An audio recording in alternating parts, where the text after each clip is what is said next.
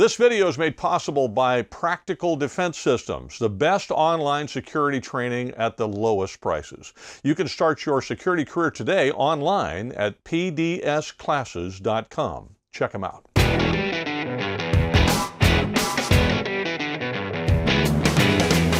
Hi, this is Joel Persinger. I'm the Gun Guy. Thank you very much for all of your support of GunGuyTV. I'm very grateful. Keep doing it. That way I can keep doing this. I'm going to have Dan O'Kelly on in just a second. We're going to talk about what's going on currently with ATF, and there's a lot to talk about. We'll try to keep it as brief and concise as possible, but the video might be a little long because there's just a lot for you to know. Before I get started, a couple shameless plugs. One is I encourage you to follow Dan's Facebook page. I'm not on Facebook very much anymore, but he is, for obvious reasons. People follow him there, and you're going to be able to keep up on federal law and what's going on with some of this stuff if you do that. So I will put a link to Dan's Facebook page and Dan's website where you can take his courses online if you'd like. I'll put those in the description. If you're on YouTube, look for that in the first comment pinned to the top because YouTube's weird about links, so that's where you'll find it on YouTube. Likewise, you might also look for the link in that same place that says get gear less expensive or save money on gear or whatever. We have a lot of affiliate relationships with folks like Smith & Wesson, Tipton, Caldwell, Bullet Safe, and so on. There's an awful lot of in there, and many of them will give you a break on gear, and it helps support GunGuyTV as well, so you might check that out. All right, so let's go talk with Dan, and we'll get started with the interview. Dan, there are a million things that to talk about with ATF at the moment. It seems like they kind of go batty once in a while. I mean, I printed out 3 of them, and then you sent me 2 more. Which one would you like to tackle first? Completely up to you, Joel. Well, let's talk about I'll tell you what, let's talk about the lightning link thing, because that's kind of interesting. And let me show a picture of that again. And then you can, if you don't mind, just explain what the key card issue was and what a lightning link is. So hopefully, if you're watching this, you can see the little diagram of the key card there and how there's etched out patterns on where to cut out whatever it is you want to cut out. And so there you are. Dan, would you explain to us what the issue is? Well, there's a gadget called a lightning link. It's also called an auto connector. It has existed for decades, and it's a way to convert an AR-15 to fire controllably full automatic. A lightning link is 2 pieces of metal that snap together, and then the shorter of the 2 is up and down in the gun. The longer of the 2 pieces is horizontal inside the gun. You just hinge an AR open, drop a lightning link inside, close it, and again, you have controllable full auto fire. ATF ruled that those things are machine guns decades ago. They fall under definition 3 of a machine gun. That is, any device solely and exclusively designed and intended to convert a semi-automatic to a machine gun or to fire full automatic, same thing. So in the same vein as a drop-in auto sear or some of these other objects out there, ATF considers a machine gun by itself. This man in Jacksonville, Florida, with this company, Autokeycards.com, made a metal credit card size card that had enough drawings, well, there was enough space on it because they're in life size. There's enough to cut out 3 different lightning links on there. And he was selling it as a novelty. ATF raided his business, took down his website, indicted him with federal felonies for making, possessing, selling unregistered machine guns. And all it is a metal card. ATF is hanging their hat, obviously, on this concept that they've leaned on for years called indexing. And what they say indexing means is, if you think of, for instance, an 80% receiver, an unfinished receiver, unfinished AR lower, for example, there are certain holes you can't drill without crossing the line. When it comes to an AK-47 flat, there are certain folds you can't make without crossing the line. And that flat sheet of metal going from nothing to a firearm receiver in their book. Well, indexing says, according to ATF, that if you dimple the metal, plastic, whatever it is, to show where that hole should be drilled, that's the same as having drilled the hole. They say that if you scribe a line in the metal showing where a fold or a cut is to be made, that's the same as having made the fold or cut. I think it's ridiculous for them to say that, because there's a big difference between putting a dimple in a piece of metal and drilling a hole that actually does you any good. Same thing with drawing a line and making a fold. ATF was actually shot down on this issue in federal court in the United States versus Prince case years ago, where a man was selling AK-47 flats, which had, I'm not sure if they were just lines which were drawn or if they were actually scratched into the metal, indicating where you make the folds after you buy it, if you want to complete this thing from a nothing into a receiver. And ATF said, hey, you've crossed the line. These things are no longer just 80%ers or flats or what have you. These are actually receivers because you've indexed the proscribed procedures, which means they've already been done.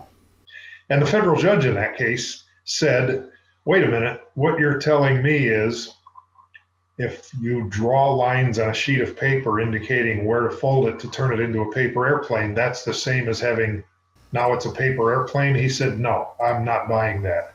You actually have to fold the thing to make it fly before, now it's an airplane.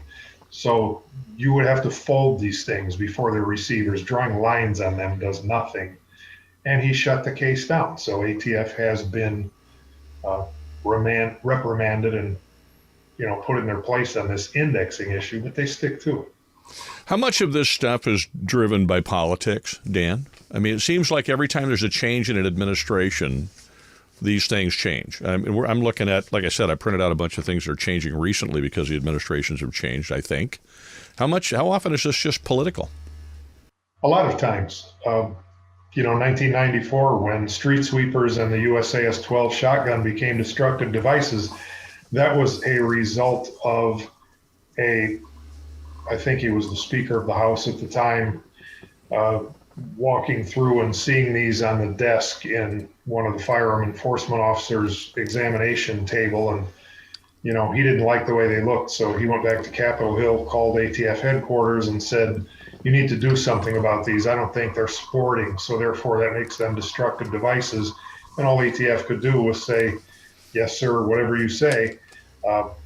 So therefore you have two of these black shotguns with these scary pistol grips on them have become destructive devices, yet no others have. The bump stocks. President Trump took a dislike to bump stocks and told ATF find a way to make it happen. So they did. When they're told by somebody above their pay grade to do it, they do it because they have no choice. In addition to that, though, ATF, what causes me a little, let me put it this way, what I'm not happy about is when they can go either way with something that is in a gray area. They seem to always lean toward the you can't have it, or we're going to call it NFA when they don't have to. So often their decisions, it sounds to me like a lot of times their decisions, they act as if they have the force of law, but they don't go through the entire process so that they do. Am I seeing something that's incorrect in that regard? No, you're exactly correct. I mean, ATF likes to call these opinion letters that they put out rulings. There actually is such a thing as an ATF ruling, but before something becomes an official ruling, which has the force and effect of law, ATF has to file a notice in the Federal Register. It's called a notice of proposed rulemaking. The public has 90 days to comment on it, and then eventually it becomes law. That's what was done on the bump stock issue. That's what they were sort of doing recently about the forearm braces on AR-15s.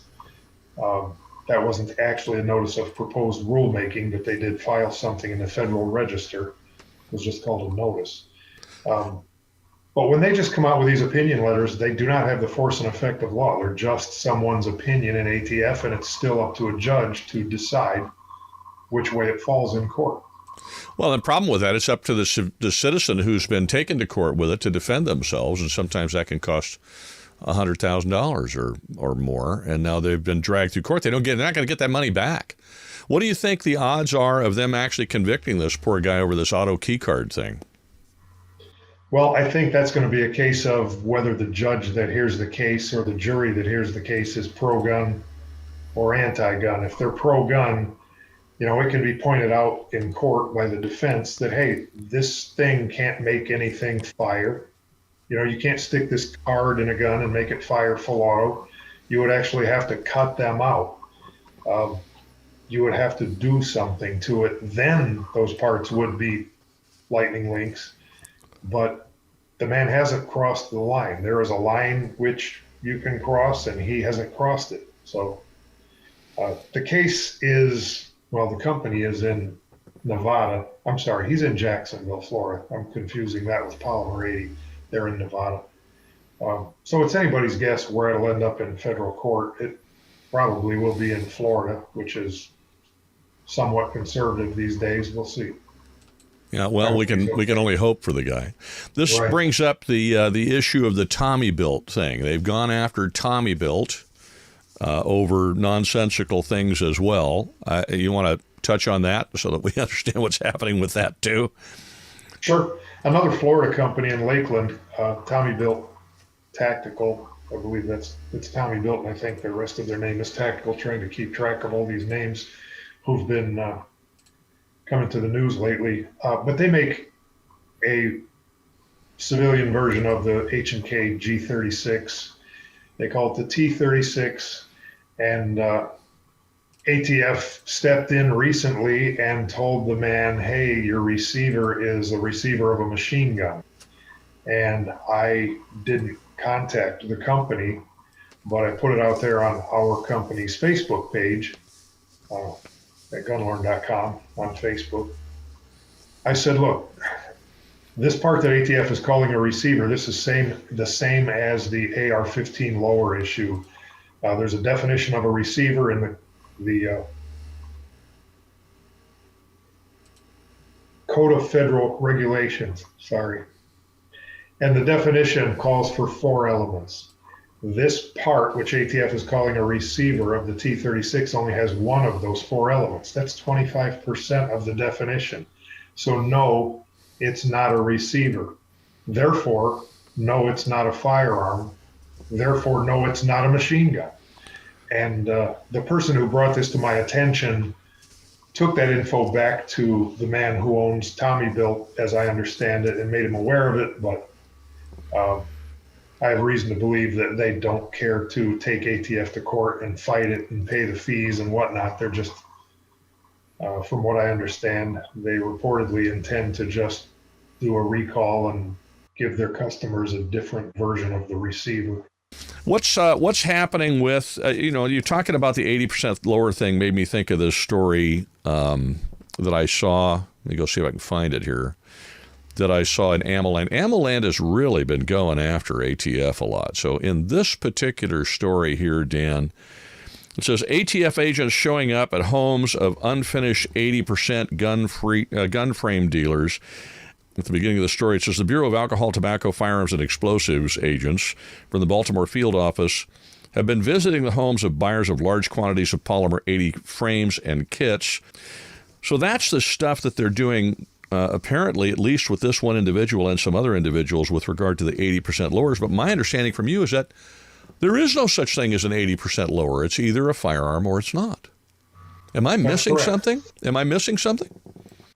No, something is not, an item is not a receiver unless it satisfies the definition of a receiver. And again, in the Code of Federal Regulations at 478.11, you can see that definition. Before something's a receiver, it has to be a singular part which houses the hammer, houses the bolt or breech block, houses the firing mechanism, and receives the barrel. Those are the 4 elements. So, for instance, an AR-15 lower It only does two of those things. So it's not a receiver according to federal law. So therefore it's not a firearm. Under definition two, the frame or receiver of a firearm is a firearm. Well, it's not a frame or receiver. A Glock lower, I'm going to call it a lower rather than a receiver, because my point is it doesn't satisfy the definition. It has one of those four elements.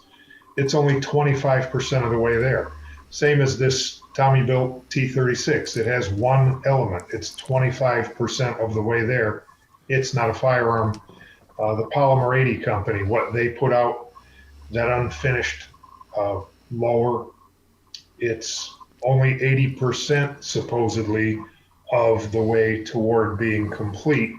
But the irony is, even if you complete it, now you're at 25% of the definition. So you have to keep that in mind. The way Polymer 80 makes it, they make it so that the public calls that 80% of what ATF says is a firearm. Of course, once you get to 100% of what ATF says is a firearm, if you look at federal law, you find out that ATF is wrong. What ATF says is a firearm is still only 25 to 50% of what a firearm really is. And federal judges have already agreed with that and thrown cases out. I'm dumbfounded as to how a law enforcement agency can continue to violate the constitutional rights of Americans under the guise of enforcing laws that aren't laws and enforcing regulations that aren't regulations against items that are not illegal, and somehow face absolutely, or appear to face, absolutely no repercussions and absolutely no consequences for having done that. How is that even possible? There's no oversight. When ATF does something like this and then they're found to be wrong, or knowingly wrong, even worse, who is it that's going to sanction them? Who's going to do anything to them? Who can? There is no oversight. There's no repercussion. My testimony in the Jimenez case in California in 2015 resulted in the then Attorney General of the United States, Loretta Lynch, writing a letter to the Speaker of the House of Representatives telling him that, hey, look at what ATF's doing here. These AR lowers are not receivers according to the CFR. And if ATF wants to continue doing prosecution on these or regulation on them, they need to rewrite the definition. Well, that was going on 6 years ago, and ATF has done nothing to change their standard operating procedure. Since then, they've had the experience of having two federal judges say, hey, this is not a receiver. This is not a firearm. Just because you've done it this way for decades does not make it right.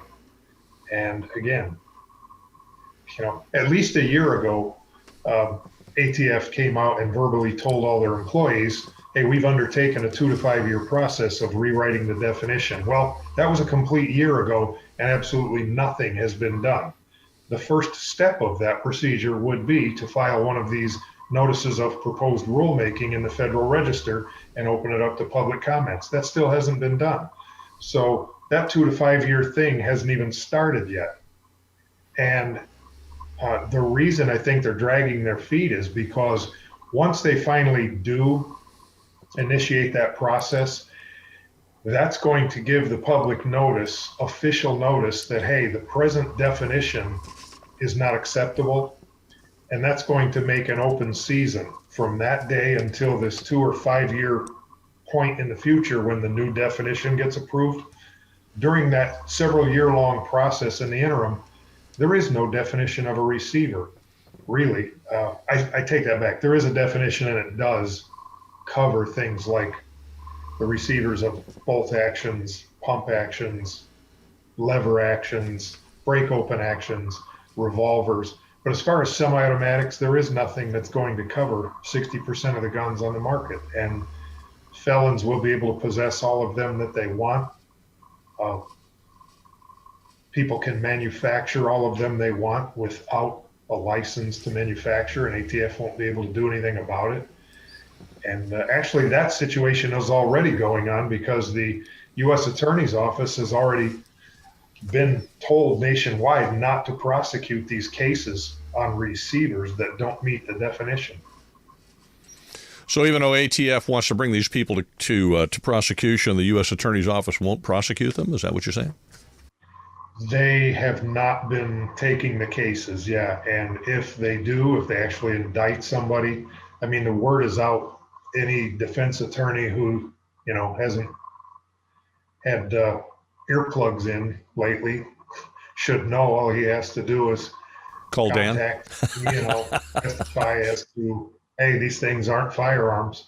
I mean, I just was notified by an attorney this week. There's a man sitting in federal prison in North Carolina who was convicted for straw purchasing AR-15 lowers a couple of years ago. And so that made him a felon. And then he did something, he was in possession of some other firearm since then. So he's presently doing time.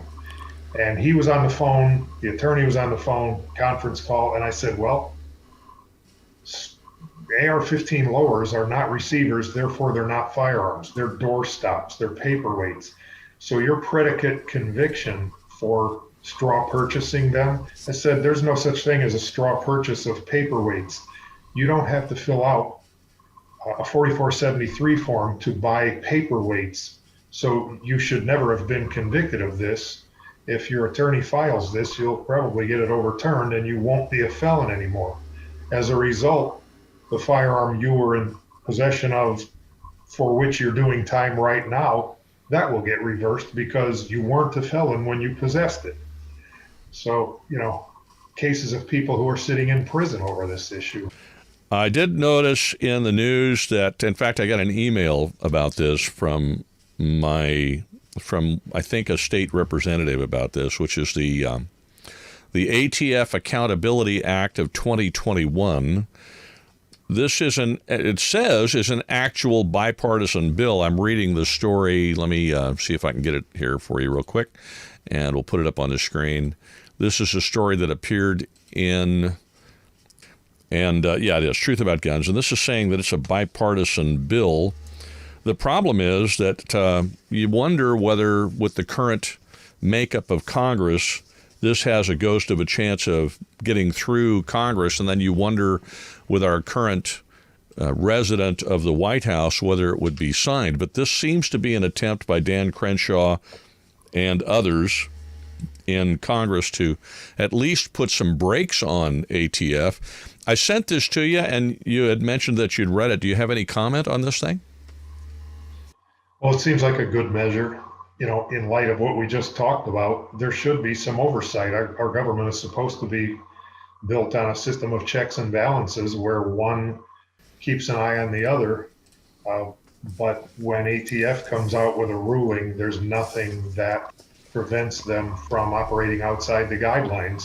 And if this would create a law that creates guidelines or some procedure through which you could make them stay accountable, that would be an improvement. But the other... Go ahead, I'm sorry. I was just going to say the other issue we didn't touch on yet was back on that Polymer 80 case, but that can wait. Please go ahead, Joel. No, go ahead. People hear it from me all the time, and they get tired of it. So you go right ahead, please. Okay. Well, I just wanted to add that on that Polymer 80 case, where ATF's going door to door to take these buy, build, shoot kits. For those who may not be familiar with it, the kit that Polymer 80 is or was selling has an unfinished receiver, according to ATF. I hate to use that word. And then it has a slide, a barrel, all the internals, so that if and when someone completes the lower or frame receiver, whatever word you want to pick, you can snap all the other parts together and you have a shootable firearm. ATF is hanging their hat on the verbiage used in definition 1 of a firearm, and that is any weapon which, and I'm paraphrasing here, the first phrase or first term is any weapon which is readily convertible to expel a projectile by the action of an explosive. Well, these kits are not weapons. That's just a box of parts. If and when you complete the thing, then there can be an argument made that it's a weapon. But if you look at the way the legalities of the definition are, it's not a weapon when it's not a firearm yet. It's just a leap in logic. So as a result, no judge has ruled these buy-build shoot kits to be a firearm. Therefore, they are not in violation of the law. Saying Polymer 80 is manufacturing firearms without a license, no, they're not. They're not firearms. And then when ATF wants to seize these, they're hanging their hat on the idea that these things are the fruit of a crime, the evidence of a crime. Well, what crime? Manufacturing without a license? That crime wasn't committed because they aren't firearms. So we could talk at length just on that. I just want to tell your listeners, your viewers, if they haven't already, to follow our Facebook page, because that's where we post things like this to keep everybody aware of what's going on.